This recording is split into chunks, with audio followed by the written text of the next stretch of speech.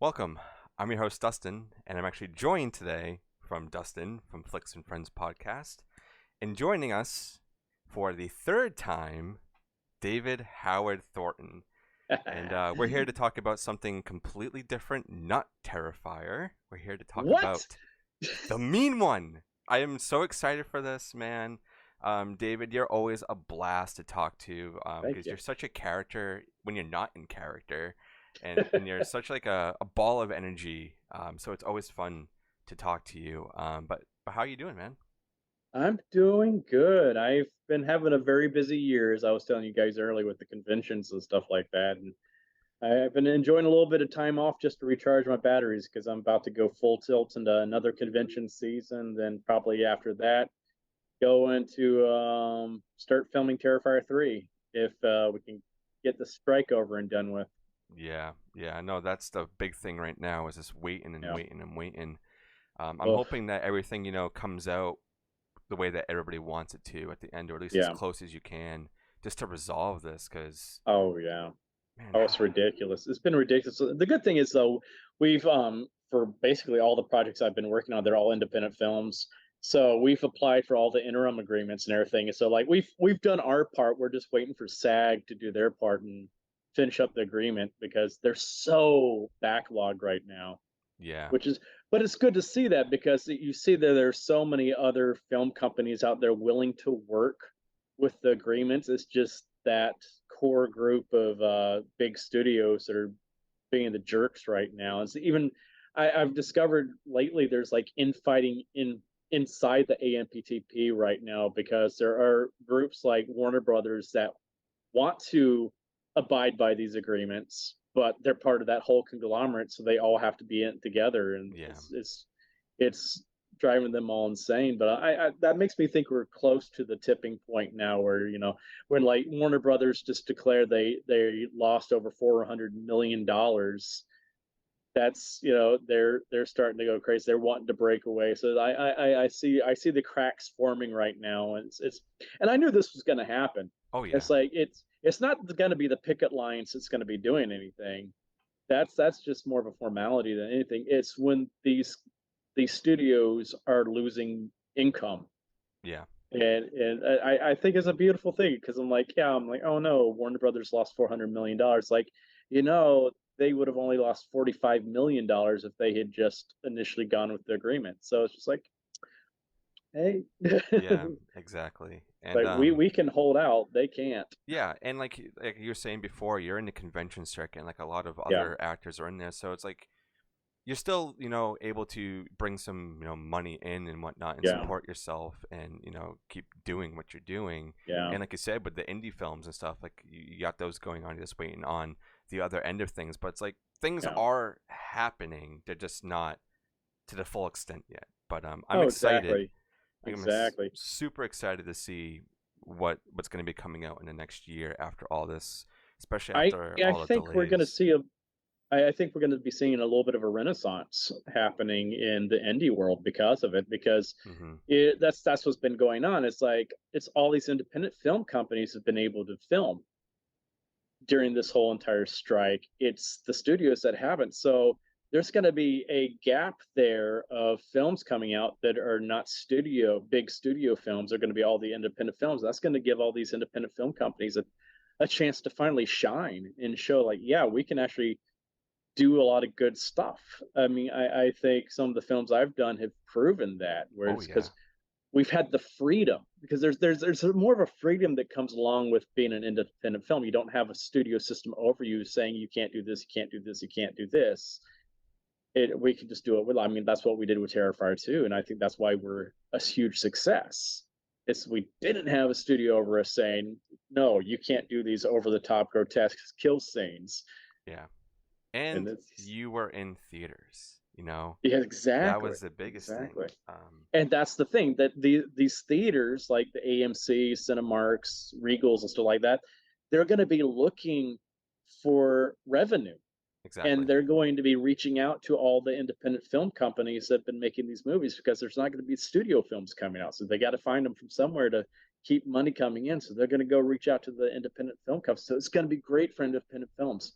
and I love to see that. I think this is something that's been needing to happen for a long time, because I feel like the studio system's been what's been ruining the film industry recently, because it's just gotten so stale. Yeah. It's Yeah. because they play it too safe. They're all about they put hundreds of $1 millions into a movie, so they don't want to take risks, Yeah. and they don't want to lose that money. So that's why I love independent films. It's like, yeah, we don't have big budgets, so we're not worrying about taking those kind of risks, with the money, because we don't have that kind of money in the first place. So like, let's just do what we want to do, and we'll see if it works. Yeah, exactly. And going back to Terrifier being in theaters, it's what really launched this movie to Yeah, be in theaters same year. yeah, Being like that it's happened, true. and super low budget indie horror coming out and paving the way for everything that's happened this year. So really, Yeah, because of you and all the rest of the crew, you've really crafted a new way to support indie horror and indie I filmmaking think in so. general. I think so. It wasn't just the mean one that was able to get released in theaters. You had Winnie the Pooh, Blood and Honey, Yeah, and stuff like that. There's like, it's helped a lot of independent films get out there, and I think that's a really cool thing. It's like, that's kind of like a little badge of pride. I think all of us wear right now. So we kind of opened the door for a lot of independent films, and I think it's about time, because there's a lot of good stuff out there that that's in the independent world that people don't get to see. yeah, I agree. Before I launch into any of my other questions, Dustin, I want to give you some time to talk and ask away. What do you have over there that you want to throw over to David? Yeah, so I was just me and Dustin were talking before we jumped on. Like I actually seen this in its theatrical run back in December. So I was pretty stoked when he asked me to jump on this Yay. with you guys. Oh, dude, it's such a blast, man. But I wanted to know if there was any other like public domain fictional character you would like to adapt to film. Who would that be? Oh my gosh. Got public domain. I don't out there in the That public domain that's and a stuff like tough that. But one. yeah, that's a tough one. But I mean, there is one. I don't know if he's a public domain or not, but I feel that such films like Deadpool and even Terrifier have kind of helped pave the way for it, where you can have the violent comedies out there. Sure. It's would be The Mask. I would love to Oh, do Oh yes. a new adaptation of The Mask and do it like the original Dark Horse Comics version, where it Mm, was that dark and gritty, bloody, violent version. And I think it would actually lend itself to a good series, yeah. because Yeah. you had different people that took on The Mask in the comic series. First it was Stanley Ipkiss and his girlfriend gets a hold of it, and then you get Calloway that eventually takes on The Mask, and Calloway actually becomes more the heroic character with The Mask, as opposed to Stanley and his girlfriend. And Yeah. it's there's so much stuff you get. Like each season could be a different owner of the mask or something like that, or who knows. But it was like, I just think that's a character that I think needs a little bit of a reboot. I Yeah, agree, that's man. man, that's that was solid, dude. Yeah. And then I just wanted to know, man, what got you into, making horror? Like what inspired you to do horror films? I'm sure you're asked Yeah, that a yeah. lot, but I mean, yeah. Yeah, it's definitely something I never, like, in all my years of acting, especially when all my goals when I first moved to New York, being in horror movies was not one of my goals. I never imagined I would be doing horror movies, because I was like, I'm a skinny little nerdy guy, that I'm a comedy guy, and I was like, yeah, if I ever did a horror movie, I would be like the Randy type character. That would be like the smartass character gets killed off eventually. I never imagined I'd be villains in horror movies, and those killers, stuff like that. So that's just something I kind of fell in, because like when I first moved to New York, I was trying to be in like Broadway, and I was a musical theater guy. I was a voiceover guy. I did voices for little kids shows and stuff like that. But I just fell into it with Terrifier. I was like, I that audition came up for Terrifier. They were looking for a tall, skinny guy that had experience doing physical comedy or clowning. And I had never really done film work before outside of extra work. And I was like, this would be a good way to just get my feet wet in this industry, and not just horror industry, but just the film world in general. I could learn a lot on set. I'm like, because back then no one really knew about Terrifier. You had the fans from All Hallows Eve, but they were kind of few and far between because Yeah. at that time that was All Hallows Eve was an underground indie type movie that a lot of people just didn't know. So it's like, oh, who knows if anybody's going to see this thing, but this would be a great experience and stuff like that. And I never imagined that this was where my career was really going to take off. So it's just like, this is fun. Hell yeah. Hell yeah. Nice. And it's funny you brought up All Hallows Eve, man, because that's one that me and my buddy at work we talk about, because he would tell me when he would watch it with his girlfriend, the part that got them is like when the credits were done and the screen came back on and you were there tapping on the glass. Yeah. He's like, that shit got my girlfriend so bad that she books it to the room every time they watch it. I think that I wish I could say that was me though. That was Mike Gianelli, who was the original art. Oh, Yep. Yeah. That's another thing. So a lot I of mean, people I don't got to realize give too, him all the credit. Yeah, it's Yeah, like but Mike's the OG art. We actually finally met earlier this year. We did a Oh, convention really? together. Yeah, so that was fun. We did a photo op together. He didn't do on the makeup or anything like that, but it was nice to finally meet the OG art because he was one of Damien's best friends growing up. He was always the guy that Damien would just like anytime he was trying out new makeup or something like that, he would call Mike over. He's like, "Hey, Mike, come over here. Let's put a bullet hole in your head or something like that." And you're like, he's like, "Okay." So Yeah, it's man. like That's what it best friends was are fun for. finally. Yeah, it was yeah. great finally meeting him, and it's like we're trying to get him out to do some more conventions and everything like that because he's basically a stay-at-home dad now, and so it's like, hey, let's get you some extra income coming in. You deserve it, man. It's Yeah. like let's get out there on the road when you can, because I think they just welcomed or about to welcome in a new girl. He's Oh, so nice. I'm very excited for him. That's awesome. But yeah, that little bit there with the tapping on the guy, I thought that was brilliant because I saw All Hallows Eve before I even knew about Terrifier auditions. And I was already a fan of the character. I was like, because even back then I was like, this is a character there's a lot of potential with. I was like, there's so much. He's got such a great look, and he's got there's I thought then is like, yeah, he's like this evil Mr. Bean type character. It's like, yeah, you could do a lot of fun stuff with this. If I could only get a chance to play him, man, I could do a lot of great things, and I never imagined that here I would Here be. we are. There it is. Yeah, that's Yeah. Yep. nice. And now you're moving on to other characters like Yes. the mean one. And Yes. I had a great pleasure of talking to Steven Yes. after this was out. I don't even remember how it happened. I don't know if I reached out or whatever it was. It happened and we talked, and it was a great interview. And learning how he also has ties with the Terrifier crew and whatnot. And I guess he grew up with everybody, so it made a lot of sense seeing you part of this. But I wanted to ask from your perspective of how did it kind of come about? How were you introduced to being in this? That's the fun. It's because of those connections with the Terrifier crew. He went to school with our Fuss on the Lens guys. And like Mike Levy and Jason Levy and Steve Delasella, and it was like he was telling them because he had cut a trailer, just a fun little fake movie trailer together for the Mean One, and like a year or so before, and it got a lot of love from people. They're like, "Oh, you should make this into a real movie." So he's like, "Oh, wow, why don't I just for shits and giggles make this into an actual movie then?" And so he needed a mean one character for it, and so he was talking to our fuzz guys, and they're like, Dave would be perfect for this. Yeah. And the funny thing was though, like none of them really realized my actual background with that character, because of course it's a parody of because that's why we always have to explain to people this is not the Grinch. This is the Mean One. This is a parody of that classic, Christmas story. Well, I had toured with the national tour of How the Grinch Stole Christmas for 5 years, where I understudied the Grinch. That's so awesome. Our Grinch was the wonderfully talented Stephen Carl, who was Robbie Rotten from Lazy Town, and so I learned so much. I consider him like my Socrates of comedy.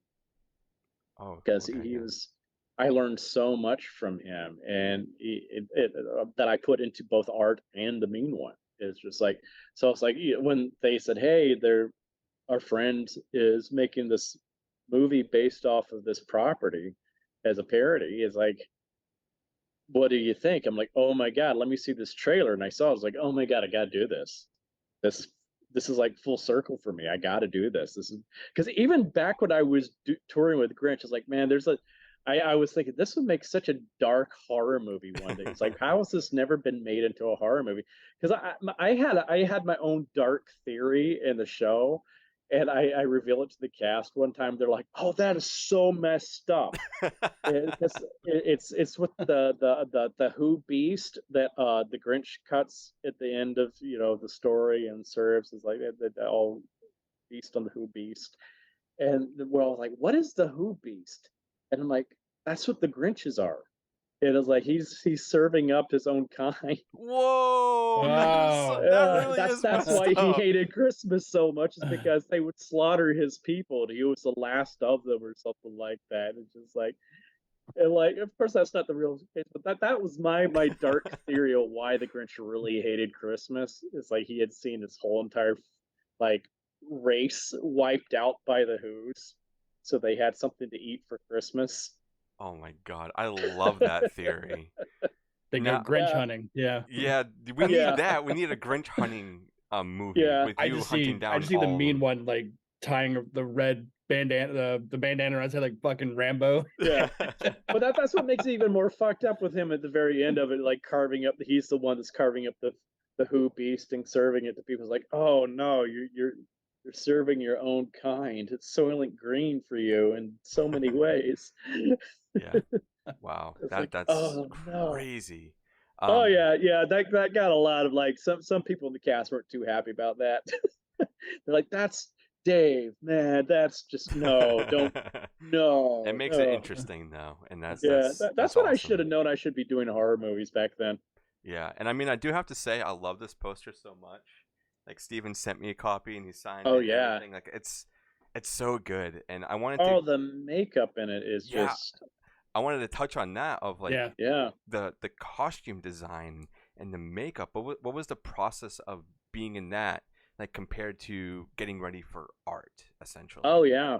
Oh, we had such like Tatiana was our makeup artist on that, and she's got her own like system out there in LA that she's just so freaking talented. Like it was so cool because like the prosthetics we used were these like Halloween. I think it was like a Halloween like prosthetics for a dog. Oh, interesting. Okay. Yeah, All right. and so she just glued that to my face and spray painted everything. So all that is like airbrushed that she did. So she's got amazing airbrush skills. But what really sucked about those prosthetics, because some people are like, oh, those are just prosthetics used for Grinch. I'm like, no, no, these are actually like we had the packaging. It showed us a dog. It's like, and she just utilized this really fun creative way. But what really sucked is like whoever they made those prosthetics off of was someone with a tiny little nose, and they didn't put air holes in for the Oh, nostrils. Hmm. And so like we tried our best to just kind of try to cut some air holes in there for me, but it just didn't work. So I'm for like 12 hours just underneath that prosthetic, and I cannot breathe. So I was a mouth breather the whole entire time. But it was funny because like when I would talk, I would basically sound like the Jim Carrey Grinch unintentionally, because I was like, "Mom, like, this is how we're gonna talk." Because I was like, I was having to talk to my nose the whole time, so I just kind of talk like that the whole time anyway. It's like, oh my gosh, I am like, I bet that's where Jim Carrey got the voice from, anyways, because he probably couldn't breathe through his prosthetic suit. Because like Clint Howard, who was in the old the Ron Howard, of course, yeah. version of it, Yeah. he was telling me how horrible the Who noses were, to where and like it's like, yeah, you couldn't breathe in those things. Like, I feel your pain, man. I know how you feel. Yeah, the suit was awesome too. Oh yeah. And just the whole getup on it is It was so amazing. filthy. I loved how filthy and ragged that costume looked. It was a great costume. It was so well made because I knew it was a low budget film. I'm like, I don't know how good these prosthetics and how good the costume's going to be for this thing. I go in there, I was stunned, and I was originally supposed to have like prosthetic teeth. I was going to have like pointed teeth and everything like that, but the ones that they sent us, so those types where you have to get like the mold that you put into it Yeah. and supposed to adhere. Well, they didn't have a backing on it. It was only for the front, and the mold itself was supposed to. As soon as I put them in, they just popped, broke apart, and I'm like, okay, well, crap. And so Tatiana just had a backup plan, and she just painted my teeth with all this nastiness on, which I think I kind of preferred anyway. It I looks it, 'cause- great. Like, yeah, it was so much. It was great. She was very very talented team that they had on there, and I had fun, and I had a. It wasn't just me. She had makeup. She also had to make up my stunt double as well. Robin, he was such a great. He made me look like a badass. Like when he was doing a lot of the fighting and stuff like that with the fight between Cindy and him. And our Cindy herself is a stunt actress, so she did all of her own stunts. I can't say I did all my own stunts. So it's like Robin made me look good. I was just there for the reaction shots. He's the one whipping the cane around all this kung fu stuff. I'm like, God dang, man.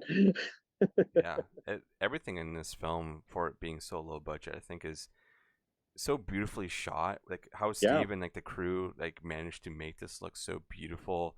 The Yeah. voiceover on this film is Oh, the voiceover. amazing. He's so great. I love it. It has that nice, like sardonic wit to it all. I love it. Yeah. It just had it. I always like to compare this movie to like those Hallmark movies. I say this Yeah. is like the Hallmark Channel made a horror movie. This would be it. Yeah, exactly. It has that feel to it. I love it. Yeah. Um, Another thing too, do you have any of the suit from this film? Do you own any of it? I have the boots still. They gifted me the boots, so those have actually been handy here living in New York City in the winter. Oh, nice, nice. Yeah. I think what you should do is do photo ops as the Yeah. mean one. That would be sick. That would be hard though, because that makeup takes so many hours to put on and everything like that. So it's like it would be pretty sick though. But boy, that would be tough to do. Yeah. Oh man. It's like if you could like do a quick change, like art 1 second, and then come out as the meme one.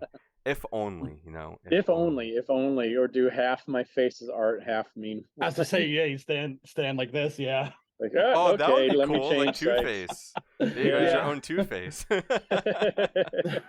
What are we celebrating right now? Halloween or Christmas? Both, because this Yeah, is it's like, oh God, I it's just gonna come as be, Jack Skellington. the physical and the VOD and everything's coming up October 3rd. So very Yes. soon. I'm really excited for that. And everybody's been so amazing that I've talked to with this, especially Steven. He's Oh such yeah. a brilliant individual. And one thing that I do want to say, I don't know if you're aware of this, Mhm. but I've been doing a lot of live events in Salem with movies and stuff. Oh nice. And Steven and Amy are actually going to be coming here November 30th to show the mean one. Oh, that's awesome. That's my birthday too. You should come. Who knows? I might be able to actually. That would be awesome having you there in Busy that attendance. weekend. Huh. I wonder if we can make that happen. Yeah, because I was talking to him, and I guess he's going to be filming another film around this area, and Yeah. we just made it work out that way. I'm like, I want to show this, so we're going to be showing the director's cut, and he wants to do the 45-minute making of this. So I think that would be really cool. Oh, that's cool. Hell That's yeah, cool. man. Wow, say that would be fun to go back to Salem. I haven't been there since 2021, so it'd be nice to go back. Yeah, man. I'm loving these live events that I'm doing. It's just a big extension of the show that I'm doing here. So I'm so thankful for him allowing me to do that and to show this film, in the theater to way more people with the release already out and whatnot. It's amazing, and I'm so happy for everybody, especially you, David, getting all this work and Thank you. all the convention life that you're doing. It's it's great to see people thriving. It really is.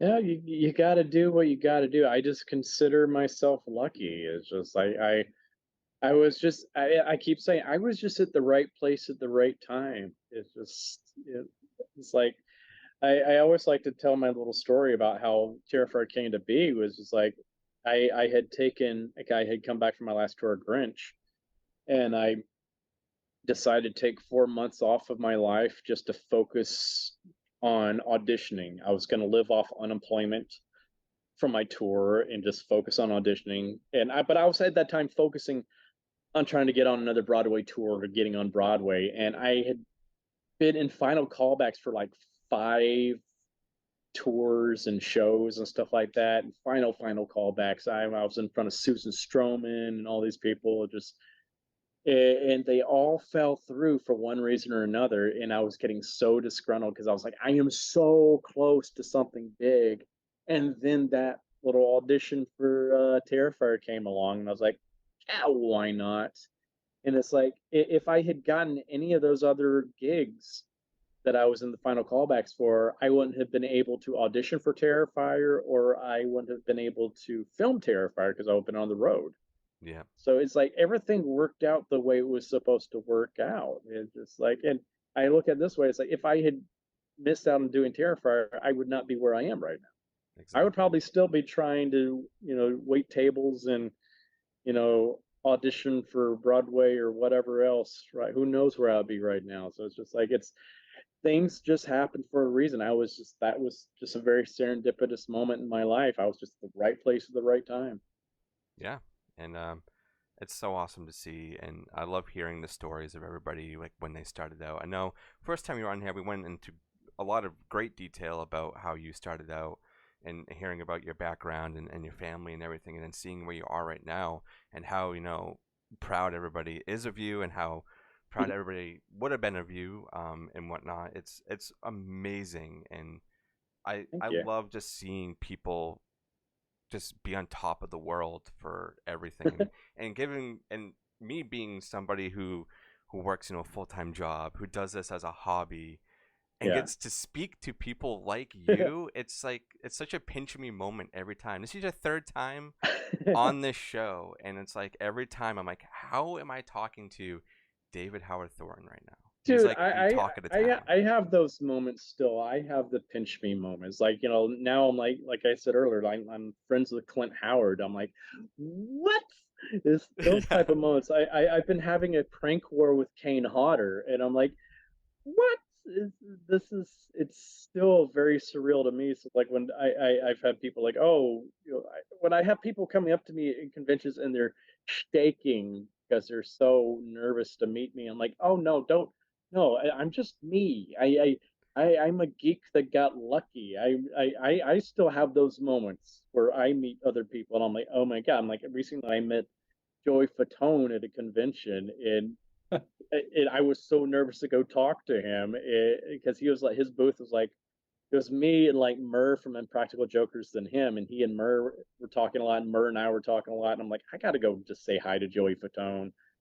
And he's like, dude, I've been so nervous to come over and talk to you all weekend because I am like, I love the Terrifier movie so much. I'm like, but you're Joey Fatone. I'm like, but no, dude, no. I'm like, are you kidding me? You're Joey Fatone. Yeah, that's It's awesome. I have those pinch me moments. It's like, it's you never know. Like, hey, I worked in the food service industry for 13 years. For you know how it goes. You get people that just treat you like dirt on a Yep, daily basis because you. I've never understood that. It's like everybody's trying to make it. exactly. It's like a job's a job. This isn't my career. This is my job. This is how I'm sustaining my career Yep. at the time. It's just like, yeah, it's like, hey, what I'm trying to say is don't be rude to your waiters, people. Yes. Don't be rude to people that work in, retail or any of that kind of stuff. Don't be a dick. Yeah, exactly. Say it louder for the people in the back. Yeah, I'll say it louder and slower. Do not be a dick. Yes, yes.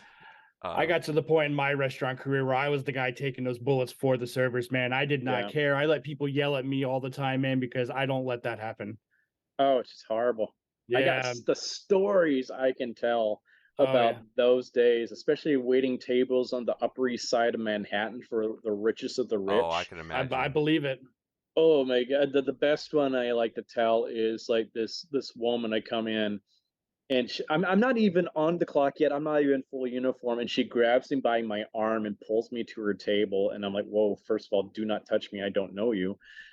And she's like, look at this, look at this. And I'm like, what's wrong? She's like, I told my waiter I wanted 6 cubes of ice in my water and he gave me 7. Oh, come What are you on. going to do my about God. it? And I'm like, yeah, just give it a few minutes, it'll become water. And I walked off. And then I come back like 15 minutes when I was finally on shift. And she's like, yeah, snapping her fingers at me. And I'm like, yes. It's like, well, look at this. And there's this giant puddle of water on her table. And I'm like, what happened? It's like, well, I didn't want that extra cube of ice. So I took it out and put it on the table. And now look what happened. I'm like, look, it became water. Congratulations. And that's when you It's wish like, you could just turn into Art the Clown and go ham. oh my God. I think that's like my origin story, really. That's the villain origin story. Oh my God. Because it's like, I always said, thank God for the ability to have inner monologue. Because, oh, I would have gotten in trouble so many times. So I was cussing people out in my head all the time. Because it's just like, because people will get so upset over the smallest, most insignificant things like that. Yep. And I'm like, man, I would hate to see how these people actually respond to a real crisis in life. Like, these are obviously people that have never had to deal with real problems. Yeah. When Yeah, so they might not even have to handle the situation. Yeah. No, because I that our same restaurant, we had like the year before Sandy, we had another hurricane here in New York that was called Hurricane Eileen that didn't do anything, but everybody freaked out and thought it was going to be like how Sandy actually was. And so like our restaurant was the one restaurant in that whole like 3 or 4 block radius that did not close down. And we were because of that, all these people came in, and luckily I didn't have to work that night, but I had other coworkers that did. And they said they did the biggest business they had ever done, because all these people were coming in going, oh my God, thank God you're open. We have not eaten in 3 days. I'm like, you've never lost power. That the bodegas are open, delivery is still available. Like, how have you not eaten in 3 days? Like, do you not know how to fend for yourself? Nope. Do you not know how to cook your own food? You don't even have to cook your food. You can just open a bag of Pop-Tarts and eat some Pop-Tarts, or make a peanut butter and jelly sandwich. And like, you find ways to fend. But these people live in that little bubble where people do everything for them. They don't know how to survive on their own. I'm like, my God. Yeah. This is it. That was like such an eye-opening moment for all of us. We're like, these people are in their own little world. They have been so pampered. They would, if the zombie apocalypse ever happened, they would be the first to go. They would just be gone. You know what? That's fine. I'll feed them. I'll save myself. I'll be like, hey, you go over It's here, and that's the feeding zone. Yeah, exactly. It's like, oh, they have some that like farm raised salmon over there. Go get the farm raised salmon. It's like zombies. Yeah, I don't know. Oh, These are man, the things that I would think on the job, and I'm like, it's a good thing I'm not saying this out loud. Yeah, I have that on a daily basis. I'm a manager at a restaurant, so I know that Oh, all you too know. well, man. Oh, I love it. The one time I was a manager way back in the day, and like this one person's like, and I was actually working on the floor, and she's like, can I speak to a manager? And I'm like, let me get him. And I did the whole turnaround. Yes, can I help you? Yeah, I've turned my hat around in front of someone before. It was like, you just see that person just like, yeah. Yeah, it's okay. Well, you're giving me your money, so I mean, at the end of the day, you're paying me. That's how I always think of it.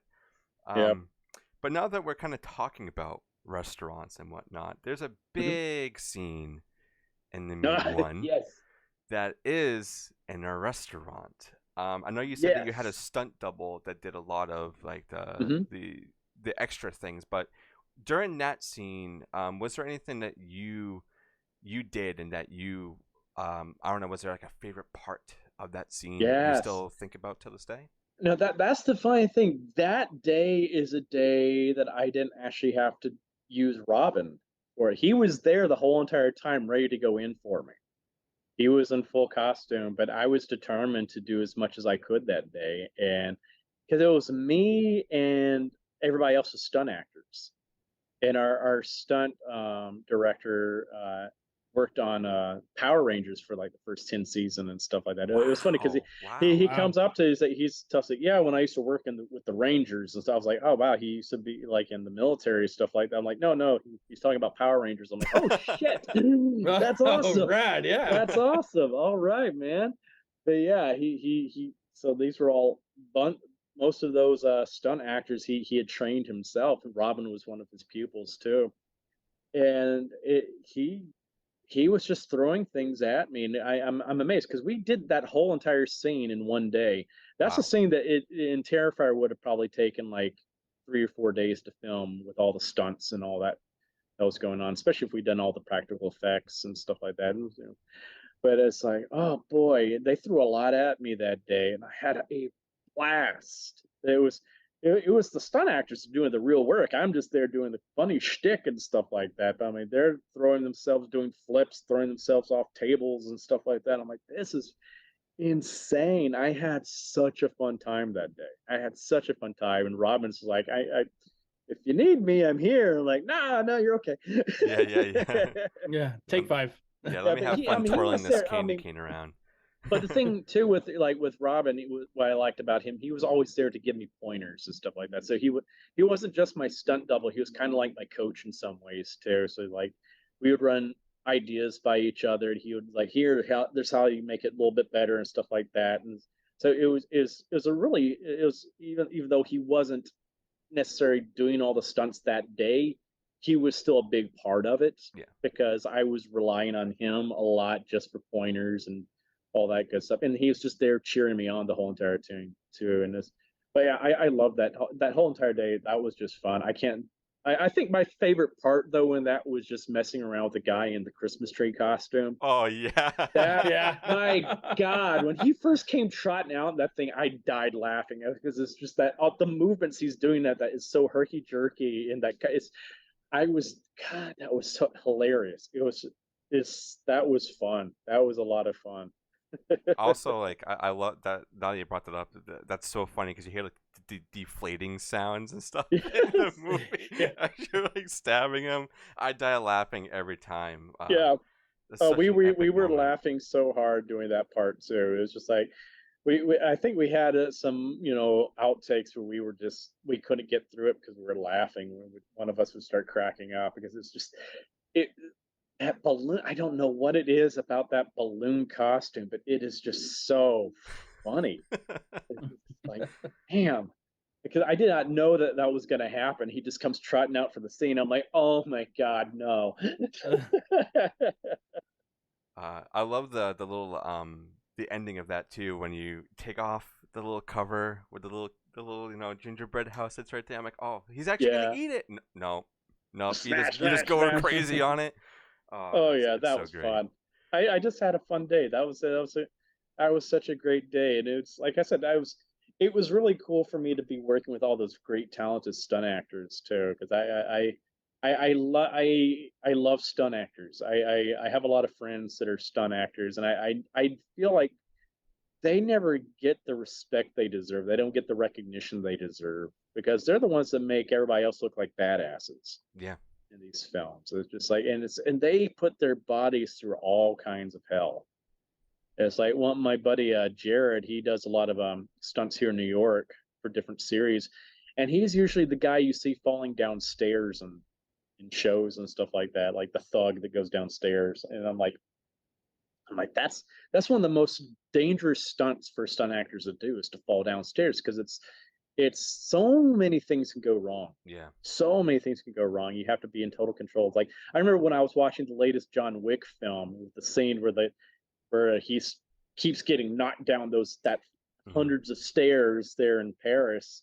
which I have walked up before and I know what those stairs are like. I'm like, shit, but because I'm like, that stunt actor that day had to do that so many times. And I'm like, man, I hope they paid him a lot of money to do that because that was so impressive. But that's the thing. It's like these guys, I feel like they deserve their own category in the Academy Awards Yeah. because it's the work these men and women do is just astounding, astounding. I was like, I mean, you look at the stuff that Tom Cruise does for the Mission Impossible movies, and Yeah. he gets all this publicity for that, but the rest of these stunt actors that do the same things, if not more complicated stunts, more dangerous stunts, don't get the recognition. Like, come on, like these people need their recognition too. Yeah, I mean they're the ones that really help drive a movie too. Yeah. Because you as the actor, like who's there front and center, like you paint what it's gonna be, but then they have to essentially initiate and go forward with that. Unless you are doing your own stunts as well, which there are people who do that, and I know that you also you mentioned that you do as well when you can. That I agree, they need to definitely have more recognition and need to have like their own award essentially. I think we should do that. Let's create the best stunt award of the year. Let's I agree. do that. Because it's like that'll be one of those categories that you're watching in the Academy Awards where they're showing all the different clips and stuff like that. This is the cool stuff to watch. Yeah. It's like dang. It's like, especially a lot of the fight choreography that you see in a lot of shows this day and age. I mean, I always think back to like the hallway scene in the Daredevil series, that one shot scene of him just going down that hallway for a few minutes. It's a one continuous shot, and it's just like, my God, the work that those actors had to do that day to do that scene so flawlessly. I was like, that itself should have won an award. Yeah. That scene itself should have won an award because I was like, that's so impressive. So many moving parts. Yeah, I just watched something similar to that. I just watched The Protector with Tony Jaa. Man, they do that whole 7-minute sequence going up the ramp, man, and the amount of people making the pieces that are moving, making that scene work is just incredible. And I love it. I love single shot stuff, man. It's so I do too. So good. It's so impressive when it's done right. Woo! Impressive, yeah. It's especially impressive when it's done right, where you don't even realize it's a continuous shot. You're just so engrossed in it. Then later on, you're like, "Oh shit, that was all one continuous shot. That's amazing." Yeah, I know Mike Flanagan does a lot of stuff like that too, and his stuff. And like I love all of his work, and I'm really excited. Oh my God! For I've gotten to know him recently.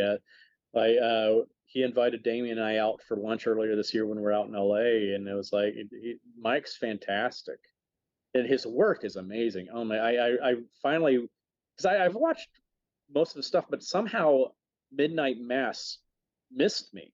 That's so and I good. finally watched it. Oh my! That's probably my favorite thing he's done so far. I was like, that was such a good story. Yeah.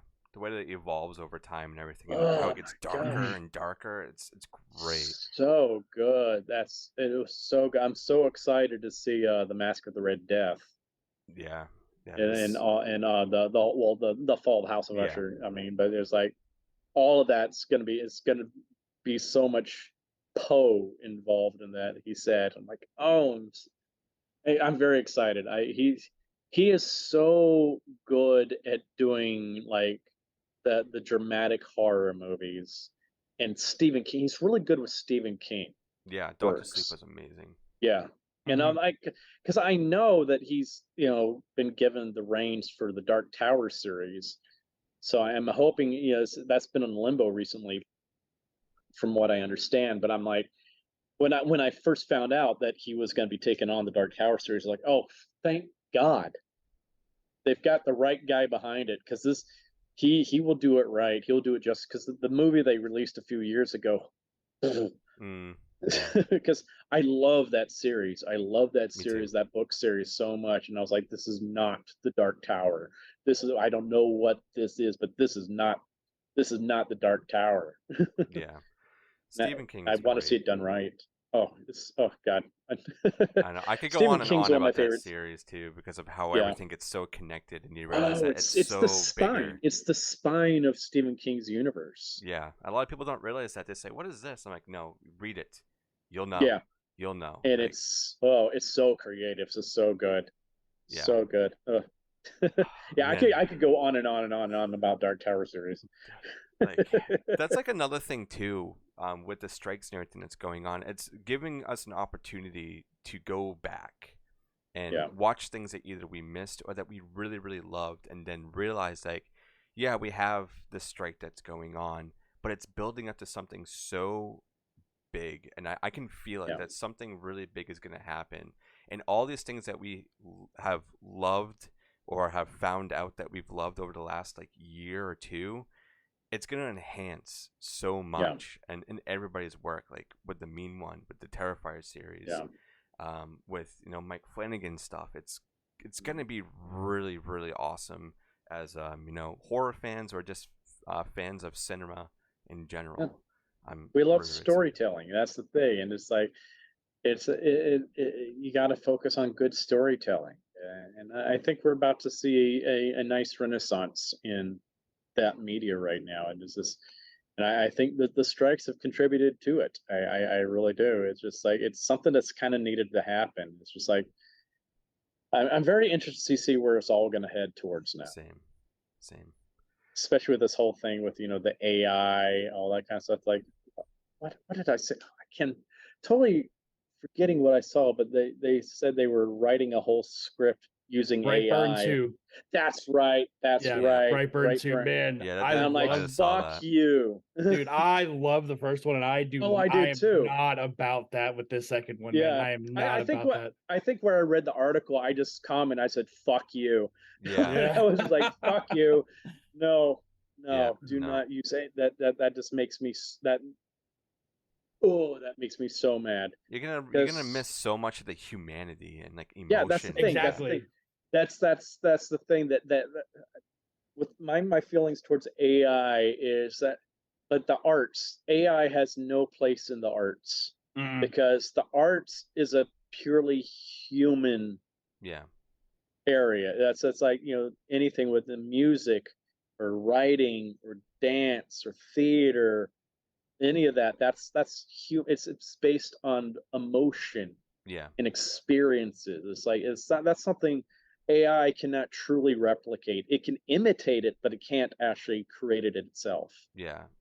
I think of it more as like a maybe a tool if you're trying to like bounce something back and forth, but to use it as like a full on process of creating something from Yeah. start to finish, I don't think so. No. Like it has It, its it can be place used to be somewhere. it can be used to enhance things, but that should not be your end all be all. Like Exactly. that's like don't use that to write a script. Yeah. Like That is disgusting to me. like what if we'll say like either like Steven or Damien came over to you like, hey man, I wrote a script. Well, actually I didn't write it. I asked AI to write it. Are you ready to start Terrifier 3 now? And you'll be like, fuck no.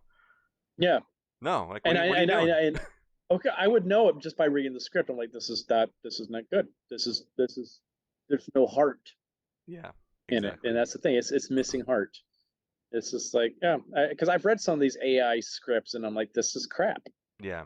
It's missing that element to it. It's missing that human element to it, and it's like, no, no. So that's why I'm so glad that they're trying to nip that in the bud now, especially with the AI being used to replicate actors and stuff like. I Yeah, loved what that's so Sean stupid. Penn recently said. It's like it sounds a little disgusting what he said, but he hit the nail on the head about it all. He's like when someone said that they should use AI to replicate actors' performances. It's like, oh, how would you feel if someone used your daughter's image and had your daughter's image doing these things in movies and stuff like that without her permission and all that, and it's like Exactly. it's used in sexual situations or whatever like that. How would that make you feel to have your image or your own flesh and blood's image used in such a way? I'd be pissed if I saw my Yeah, son, yeah. doing something that we had no way of consenting on. yeah.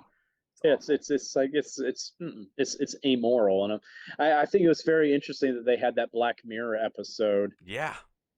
that came out right before all this happened. Like, boy, that was perfect timing, because it Yeah. put that right in the social conscious right Yeah. there, and I was like, this is perfect timing for that. Wow.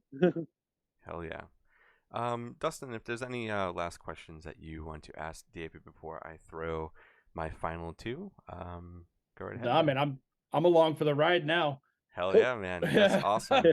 I'm just sitting here just listening to it's just so amazing hearing these stories because like Dustin was saying, it's a pinch me moment, man, because this is all I've been talking about all day at work. Is what's happening right now, man, and it's just amazing. So Thanks. I'm stoked on it.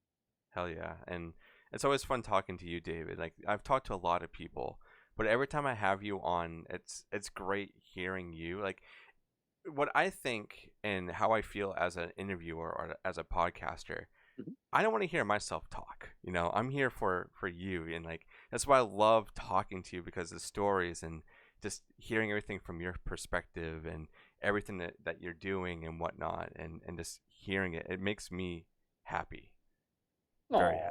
happy. Aw. So I want to ask this because I think this is a pretty interesting question. Mhm. And we may have talked about this before, but as everybody knows, you mostly portray monsters, or you're always in makeup, or Yeah. you know, being behind something. Um, are you ever wanting to be you? You know, no makeup, no monster, you being just a person. Is you are any drive for you to want to do anything like that, or are Oh you yeah. so into being a monster? Do you like this? This is my calling. Both. As I would like to have like the Doug Jones career Okay, yeah, trajectory. It's like he's done both. He's been human in some things, but he's also been so many great character monsters and creatures and stuff like that. And that's the route I like to go. He's such a great character actor, and that's my thing. I'm a character actor. I don't want to just always do horror. I want to do other things. I would love to do comedy again. I actually like to do a really good comedy because I feel like I want we to see haven't that. had a good comedy in God since like basically Tropic Thunder or The Hangover. So it's just like, Yeah, yeah, I miss good comedies and stuff like that. So yeah, there's so much other stuff I like to do. I mean, like one thing I just it sprang to mind recently because I'm a big fan of the anime, but I just finished the first season of the live action version of One oh, Piece. I've been hearing good things about it. Oh, so good. It's so good. But because I'm like, I want to play Brooke so badly on it when they ever get to, that's probably gonna be another few seasons till they get his character. But like, God, I would love to be a part of this. That's a character I would have so much fun playing on there. But it's like, but yeah, there's so many other opportunities I want to have out there beyond horror stuff like that. I want to get back into doing voiceover work too. It's Oh like yeah, I miss doing that, especially for video games and yeah. I want to hear animation. your voice. That's one Yeah, thing. yeah. Like we hear it a What? little Yeah, bit in the mean one, a little bit. Like yeah. there's just enough That there for that you to be one like, word I say. oh, So he has a voice. Oh, awesome. Like even with art, you don't really like grunt a lot, or if you yeah, do, it's very low. In the mean one, you can hear your grunting, and yeah, you're feeling these things, or you have those like mannerisms that kind of come out every now and then that really yeah. give it the quote unquote Grinch feel, which I Right. really really appreciate and love so much. So yes, I want to hear your voice. Yeah. That. Well, I do. I recently filmed another independent film called The Dead Place, where I actually do talk in that one. So that was fun, but it still wasn't my true voice. I had more of a New York accent and stuff like that in it. So it's not truly me, but that's the I don't like using my real voice in other things. That's like I always have to do some kind of character voice, some modification of my voice. I'm just like, because I feel like if I'm just using my real voice, I'm not the character. I'm just myself, and I'm like, no, I don't want to be me. I want to be someone else. Yeah, yeah. Well, man, I'm excited for your future and everybody else's future that's coming out, and excited for everybody to own the mean one October 3rd. I'm Yes. I'm so hyped for that, and also my showing that it hasn't really been announced, but it's announced now through Yeah. you, November 30th, that we're going to be showing it in Salem, at Cinema Salem with Stephen Lamorte and his wife Amy, and maybe Yes. David will be Maybe. there. Maybe. This was great, and Dustin, thank you for being here, man. To kind of be here for the ride and sit on an interview and whatnot. I've been trying to get other people involved when my co-host can't make it, so it's always a blast, man. Always a blast. Thank you. Of course, I appreciate you guys letting me be a fly on the wall during this. Hell yeah, man. Yeah. Oh, it's been great chatting with you. Yeah, and I can't wait to own. I just got back into physical media collecting, and I can't wait to own this on Blu-ray, man. It's gonna be. That'd be great. I'm stoked on it. Yeah, That'd be awesome. Well, David, thank you so much for being here, and Dustin, thank you for joining as well. And I'm sure this is not the last time that we will be talking, David. I'm sure there'll be definitely something. Not. And I need to, when I have free time, to make it out to these conventions and meet you in the flesh. Work life and being a father, it's tough sometimes, but I'm here doing it the best I can, and I enjoy what I do. Oh yeah.